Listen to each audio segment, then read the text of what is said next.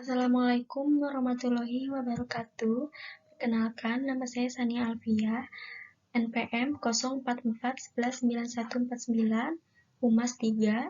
Di sini saya akan presentasikan tentang pengaruh marketing public relation terhadap brand kosmetik MS Glow dalam meningkatkan brand image di kalangan masyarakat dengan mata kuliah metode penelitian kuantitatif. Produk skincare MS Glow memulai dari tahun 2013 oleh dua owner, yaitu Sandi Purnamasari dan Maharani Kamaladewi. MS Glow ini salah satu brand kecantikan lokal asal Jawa Timur, dan penghargaan yang telah diraih dari produk kosmetik MS Glow ini yaitu ada Marketers Omni Brands of the Year 2020, di mana brand kosmetik MS Glow ini top of mind atau merek yang paling diingat oleh konsumen. Metode penelitian yang digunakan adalah metode penelitian deskriptif dengan pendekatan kuantitatif. Penelitian deskriptif yaitu penelitian yang dilakukan untuk mengetahui nilai variabel mandiri, baik satu variabel atau lebih, tanpa membuat perbandingan atau menghubungkan dengan variabel yang lain. Penelitian ini bertujuan untuk mengetahui pengaruh marketing public relation pada brand kosmetik MS Glow terhadap brand image di kalangan masyarakat. Untuk metode penelitian dari peneliti ini yaitu yang pertama ada deskriptif dengan pendekatan kuantitatif. Yang kedua itu ada teknik pengumpulan datanya menggunakan teknik kuesioner dengan 30 responden. Yang ketiga itu ada teknik sampel, yaitu teknik purposive sampling yang lebih cenderung untuk memilih responden berdasarkan kriteria atau tujuan pada responden. Yang keempat itu ada rumus yang digunakan, menggunakan rumus Lovin untuk menghitung jumlah populasi dan sampel responden. Yang kelima itu ada sumber data primer dan sekunder.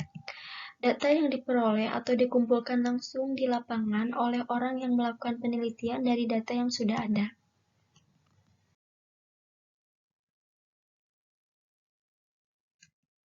Hasil penelitian dan pembahasan, pengaruh marketing public relation terhadap brand kosmetik MS Glow dalam meningkatkan brand image di kalangan masyarakat pada hasil kuesioner yang disebarkan melalui Google Form dan menggunakan rumus Lovin dengan derajat kepercayaan 95%, maka tingkat kesalahan adalah 5%, sehingga peneliti dapat menentukan batas minimal sampel yang dapat memenuhi syarat margin, yaitu 5%. N-nya di sini yaitu populasinya dari responden jumlahnya ada 30. Jadi sampel penelitian untuk populasi 30 dan tingkat kepercayaan 95% adalah 28 sampel. Uji validitas, di sini ada yang pertama uji validitas variabel marketing public relation. Untuk tabel R hitung dan R tabel, jumlah R hitung lebih besar daripada R tabel. Jadi keterangannya yaitu valid. Untuk yang kedua itu uji validitas variabel brand kosmetik MS Glow. Tabel R hitung dengan R tabel jumlahnya lebih besar R hitung dibanding R tabel dan itu keterangannya valid. Yang ketiga itu ada uji validitas variabel brand image. Jumlah R hitung dengan R tabel lebih besar R hitung dibanding R tabel. Jadi keterangannya di sini valid. Hasil analisis uji validitas menggunakan SPSS, tabel di atas bahwa nilai R hitung lebih besar daripada R tabel berdasarkan uji signifikan 0,05 yang artinya bahwa brand kosmetik MS Glow dan brand image valid. Di sini ada uji reliabilitas. Yang pertama itu uji reliabilitas variabel marketing public relation. Tabelnya yaitu cash processing summary-nya untuk total N-nya ada 30, untuk persennya yaitu 100. Untuk reliability statistik, crown batch alpha-nya ada 806 dan end of items-nya ada 6. Disimpulkan bahwa hasil reliabilitas variabel marketing public relation bagus. Yang kedua itu ada uji reliabilitas variabel brand kosmetik MS Glow. Yang tabel pertama yaitu cash processing summary untuk total N-nya 30 dan persennya itu 100. Tabel reliability statistik Cronbach alpha-nya ada 768 dan N of items ada 9. Disimpulkan bahwa hasil reliabilitas variabel brand kosmetik MS Glow dapat diterima.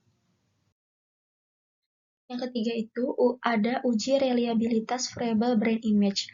Untuk tabel case processing summary, totalnya yaitu yang N 30 dan persennya ada 100. Untuk tabel reliability statistik, Cronbach alpha-nya ada 789 dan N of items-nya ada 8.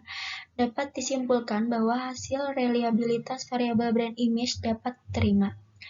Untuk tabel batasan nilai koefisien alpha Cronbach itu, nilai koefisien alpha dari Cronbach lebih dari 0,90 dinyatakan bagus sekali, lebih dari 0,80 dinyatakan bagus, lebih dari 0,70 dinyatakan dapat diterima, lebih dari 0,60 dinyatakan dipertanyakan, yang lebih dari 0,50 dinyatakan buruk, dan kurang dari 0,50 tidak dapat diterima. Uji asumsi klasik, yang pertama itu uji normalitas. Hasil dari penelitian uji ini jika signifikasi lebih besar 0,05, maka data berdistribusi normal. Jika signifikasi lebih kecil 0,05, maka data tidak berdistribusi normal. Untuk yang kedua, uji heteroskedastisitas. Jadi dapat disimpulkan bahwa model penelitian memenuhi syarat dengan model yang baik karena merupakan model yang homoskedastisitas atau varians dari nilai residual pengamatan satu ke pengamatan yang lain. Uji autokorelasi. Maka pada penelitian ini dengan nilai Darwin-Watson sebesar 1581 akan dibandingkan dengan nilai tabel yang memiliki signifikan 5%, jumlah sampel 30 dan jumlah variabel independen 8. Oleh karena nilai ini lebih besar dari batas DU 1566 dan jumlah lebih besar dari 4 dikurangi DU, maka dapat disimpulkan tidak terdapat autokorelasi. Untuk uji hipotesis H1 dan H2 dengan uji T dan uji hipotesis H3 dengan uji F. Yang pertama, uji hipotesis H1 uji T. H1 diketahui nilai SIK untuk pengaruh variabel X1 terhadap variabel Y adalah sebesar 957 lebih besar 0,05 dan nilai T hitung 0,54 lebih kecil dari T tabel yaitu 2052. Untuk uji hipotesis H2 uji T, H2 diketahui nilai SIK untuk pengaruh variabel X2 terhadap Y adalah sebesar 0,01 lebih besar daripada 0,01 lebih kecil daripada 0,05 dan nilai T hitung 3919 lebih besar daripada T tabel yaitu 2052. Uji hipotesis H2 uji F. Pengaruh variabel X1 dan variabel X2 secara simultan terhadap Y adalah sebesar 0,00 lebih kecil daripada 0,05 dan nilai F terhitung 8667 lebih besar daripada F tabel 3,34. Jadi, variabel H1 hasil hipotesis H1 tidak diterima, yang berarti tidak terdapat pengaruh variabel X1 terhadap Y.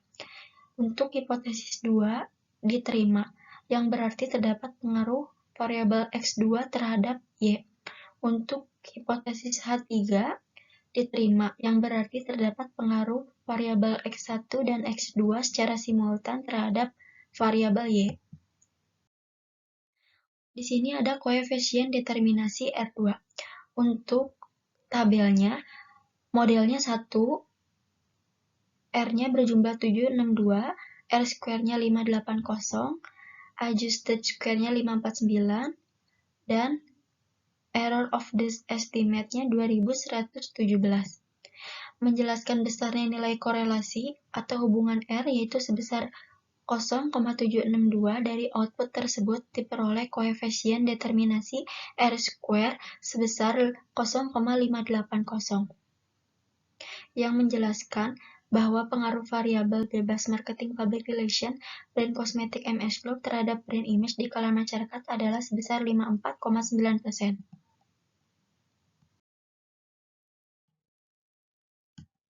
Jadi, kesimpulannya di sini hasil uji hipotesis H1 diketahui nilai SIG untuk pengaruh variabel marketing public relation terhadap brand image adalah sebesar 957 lebih besar dari 0,05 dan nilai T hitung 0,54 lebih kecil dari T tabel yaitu 2052, sehingga menjelaskan bahwa variabel marketing public relation tidak berpengaruh terhadap brand image.